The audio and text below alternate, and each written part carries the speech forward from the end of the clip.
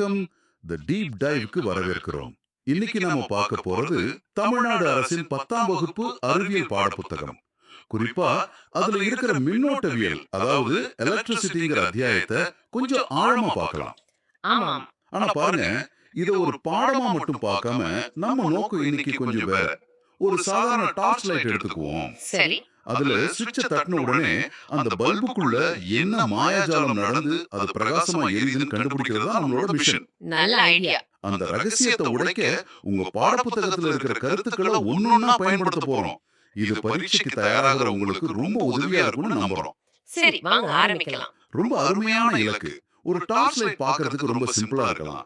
ஆனா அதுக்குள்ள ஒரு முழு மின்னியல் உலகமே இயங்கிட்டு இருக்கு. அப்படியா? ஆமா.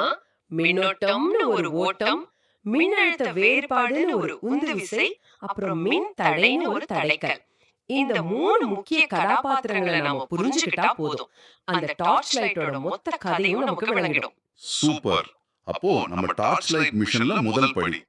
நான் சுவிட்ச தட்டுறேன். உடனே என்ன நடக்குது? புத்தகம் சொல்லுது மின்னோட்டம் பாயுதுன்னு. சரி.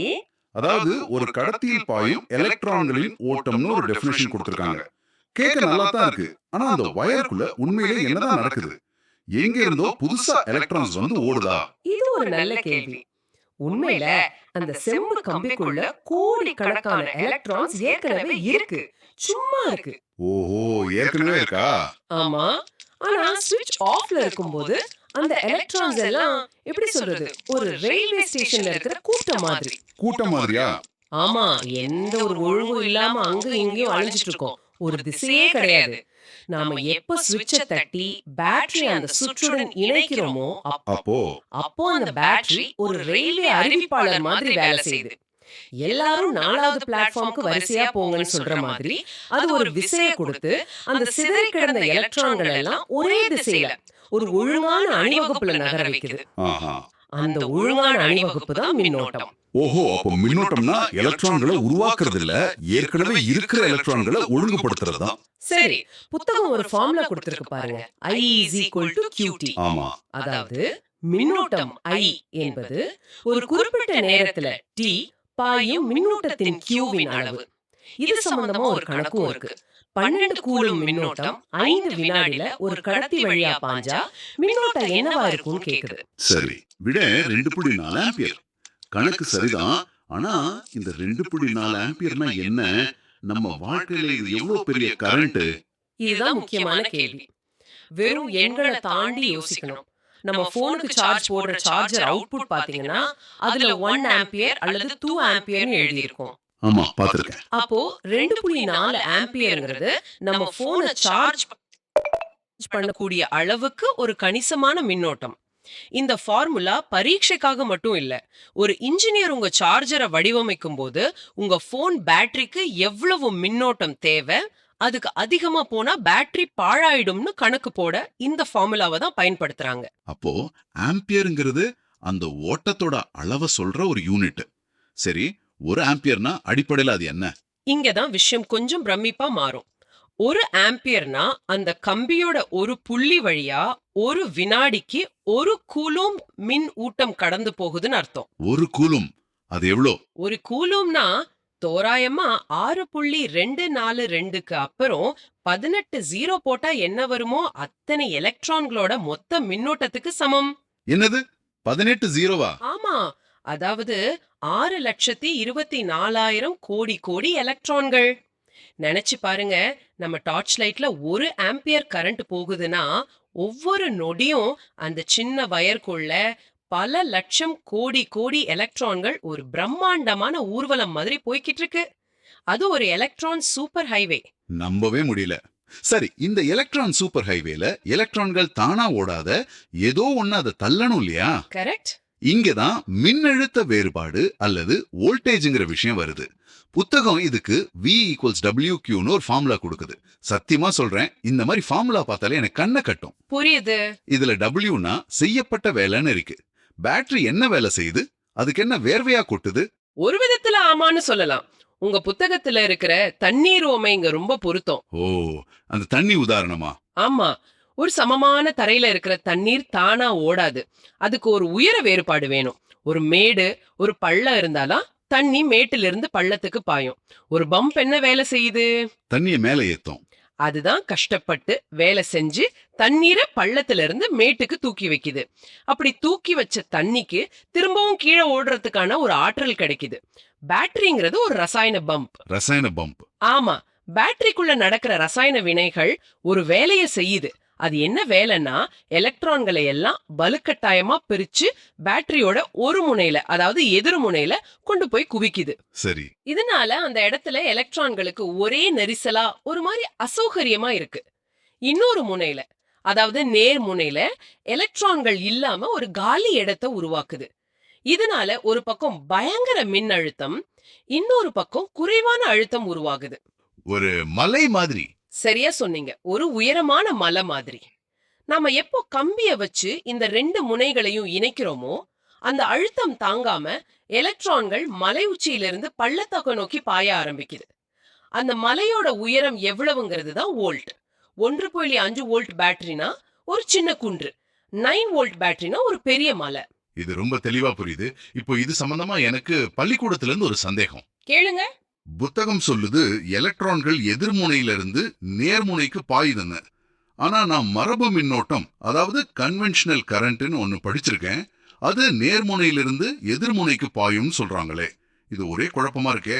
எது சரி? அருமையான கேள்வி. இதுல குழம்புறது ரொம்ப இயல்பு. புத்தகம் சொல்றதுதான் இயற்பியல் உண்மை. சின்னஞ்சிறு எலக்ட்ரான்கள் தான் எதிர்முனையிலிருந்து நேர்முனைக்கு ஓடுது. அப்போ அந்த மரபு மின்னோட்டம். ஆனா ரொம்ப வருஷத்துக்கு முன்னாடி விஞ்ஞானிகளுக்கு எலக்ட்ரானை பத்தி தெரியாத காலகட்டத்துல ஏதோ ஒரு நேர் மின்னூட்டம் தான் ஓடுதுன்னு தவறா யூகிச்சிட்டாங்க. அவங்க தங்களோட எல்லா விதிகளையும் ஃபார்முலாக்களையும் அந்த நேர் மின்னூட்டம் பிளஸ்ல இருந்து மைனஸ்க்கு போற மாதிரியே உருவாக்கிட்டாங்க.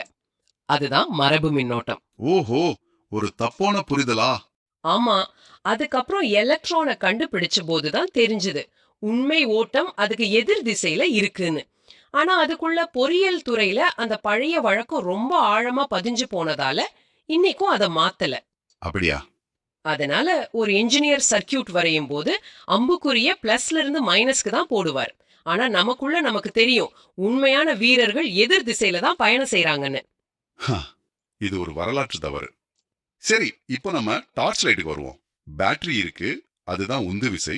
வயர் இருக்கு, அது பாதை. இப்போ பாடப்புத்தகத்துல மின்கூறுகள்னு ஒரு அட்டவணை இருக்கு. அதுல ஏகப்பட்ட குறியீடுகள் இருக்கு. ஆமா, இது எலக்ட்ரானிக்ஸோட லெடோ கட்டைகள்னு சொல்லலாம்னு நினைக்கிறேன். சரி, நாம ஒரு சர்க்கியூட் கட்டுவோம். பேட்டரி இருக்கு, பல்ப் இருக்கு, சுவிட்ச் இருக்கு. ஒருவேளை நான் பல்ப் வைக்காம ஒரு கம்பியை எடுத்து பேட்டரியோட 2 முனைகளையும் நேரா இணைச்சா என்ன ஆகும்? அப்படி செய்யவே கூடாது. அதுக்கு பேரு தான் குறுக்கு சுற்று அல்லது ஷார்ட் சர்க்கியூட். அது ரொம்ப ஆபத்தானது. ஏன்? அது ஒரு அணைய திறந்து விட்டா வெள்ளம் கட்டுக்கடங்காம பாயிற மாதிரி எலக்ட்ரான்களோட ஓட்டத்தை கட்டுப்படுத்த எதுவுமே இல்லாததால அதுங்க மிக வேகமா பாய ஆரம்பிக்கும். அந்த கம்பி ஒரு நொடியில சூடாகி எரிஞ்சு போகும், பேட்டரியும் வீணாயிடும். அந்த வெள்ளத்தை கட்டுப்படுத்த ஒரு மட மாதிரி நமக்கு ஏதாச்சும் தேவை. அந்த மடை தான் மத்த கூறுகளா? இந்த அட்டவணையில ஒரு ஜிக்ஸாக் கோடு மாதிரி ஒரு குறியீடு இருக்கு. அதுக்கு மின் தடை அல்லது ரெசிஸ்டர்னு பேரு. பாக்குறதுக்கு சாலையில இருக்கிற வேகத்தடை மாதிரி இருக்கு. நீங்க சொன்னது 100க்கு 100 சரி. அது ஒரு எலக்ட்ரான் வேக தடை தான். மின் தடையோட வேலை எலக்ட்ரான்கள் வேகமா ஓடாம அதோட ஓட்டத்தை ஒரு கட்டுப்பாட்டுக்குள்ள வைக்கிறது தான். அப்படியா? அந்த தடைய மீறி எலக்ட்ரான்கள் போக முயற்சிக்கும் போது அந்த பல்ப்ல இருக்கிற இழை சூடாகி ஒளிர ஆரம்பிக்குது. ஓ, அப்போ அந்த தடை தான் நமக்கு ஒளிய கொடுக்குது. ஆமா, ஆக அந்த தடையும் ஒரு வகையில நல்லதுதான். சரி, இந்த அட்டவணையில வட்டத்துக்குள்ள ஏனு போட்ட அம்மீட்டர், வீணு போட்டு வோல்ட் மீட்டர்னு 2 கருவிகள் இருக்கு. இதையெல்லாம் எப்படி பயன்படுத்துறது? இதுங்க ரெண்டும் நம்ம டாக்டர் பயன்படுத்துற ஸ்டெத்தஸ்கோப் மாதிரி சர்க்கியூட்டோட ஆரோக்கியத்தை அளக்க உதவுது. இங்கேயும் அந்த லெகோ உவமை கை கொடுக்கும். சொல்லுங்க. ஒரு தண்ணீர் குழாயில எவ்வளவு தண்ணி போகுதுன்னு அளக்கணும்னா நீங்க குழாய வெட்டி அதுக்கு நடுவுல ஒரு வாட்டர் மீட்டரை பொருத்தணும். அப்போதான் அது வழியா போற மொத்த தண்ணீரையும் அதால அளக்க முடியும். சரிதான். அம்மீட்டர் அப்படிதான். மின்னோட்டத்தை, அதாவது ஆம்பியர் அளக்க நீங்க சர்க்கியூட்டை ஓபன் பண்ணி அம்மீட்டரை ஒரு பகுதியா தொடர் இணைப்புல இணைக்கணும். ஓகே, வோல்ட் மீட்டருக்கு. ஆனா அழுத்தத்தை, அதாவது வோல்டேஜ் அளக்க நீங்க குழாய வெட்ட வேண்டாம். 2 வெவ்வேறு இடங்கள்ல அழுத்தத்தை ஒப்பிட்டு பார்த்தா போதும். வோல்ட் மீட்டர் அதை தான் செய்யுது. சர்க்கியூட்ல இருக்கிற 2 புள்ளிகளை தொட்டு அதுக்கு நடுவுல இருக்கிற மின்னழுத்த வேறுபாட்டை பக்க இணைப்புல அளந்து சொல்லும்.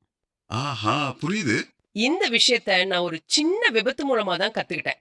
என்னோட முதல் எலக்ட்ரானிக்ஸ் ப்ராஜெக்ட் ஒரு சின்ன எல்இடி பல்பை எரிய வைக்கணும். ம், என்கிட்ட ஒரு 9 வோல்ட் பேட்டரி இருந்துச்சு. அந்த ஓட்டத்தின் பாதையில் இருக்கிற பல்பு ஒரு தடையை ஏற்படுத்தி அந்த போராட்டத்துல ஒளிய உருவாக்குது. இந்த முழு அமைப்பையும் உலகத்துல யாரு வேணாலும் புரிஞ்சுக்கிற மாதிரி குறியீடுகளை வச்சு நம்ம வரைஞ்சு காட்ட முடியும். மிகச் சரியா சொன்னீங்க. இந்த சாதாரண டார்ச் லைட்ல இருந்து உங்க கையில இருக்கிற ஸ்மார்ட் போன் வரைக்கும் எல்லா மின்னணு சாதனங்களோட ஆன்மாவும் இந்த 3 விஷயங்கள் தான். உந்து விசை, வோல்டேஜ், ஓட்டம், கரண்ட் மற்றும் தடை, ரெசிஸ்டன்ஸ். ஆமாம். இந்த 3ஓட உறவை புரிஞ்சுக்கிட்டா நீங்க எலக்ட்ரானிக்ஸோட முதல் படியில வெற்றிகரமா கால் எடுத்து வச்சிட்டீங்கன்னு அர்த்தம். இறுதியா உங்களுக்காக ஒரு சிந்தனை. நாம இன்னைக்கு உந்து விசை, ஓட்டம், தடைன்னு தனித்தனியா பார்த்தோம். ஆனா இந்த மூணும் ஒன்னோட ஒண்ணு ஆழமா பிணைஞ்சிருக்கு. ரொம்ப ஆழமா. யோசிச்சு பாருங்க. நீங்க பேட்டரியோட உந்து விசையை அதிகப்படுத்தினா, அதாவது வோல்டேஜை அதிகப்படுத்தினா, எலக்ட்ரான்களோட ஓட்டத்துக்கு, அதாவது கரண்ட்டுக்கு என்ன ஆகும்? ம். அதே மாதிரி சர்க்கியூட்ல ஒரு பெரிய தடைய, அதாவது ரெசிஸ்டன்ஸை வச்சா, அந்த ஓட்டம் அதிகரிக்குமா இல்ல குறையுமா? இந்த மூன்றுக்கும் உள்ள உறவு என்னவா இருக்கும்? இத பத்தி சிந்திச்சு பாருங்க. இதுதான் மின்னோட்டவியலோட அடுத்த கட்டத்துக்கான திறவுகோல்.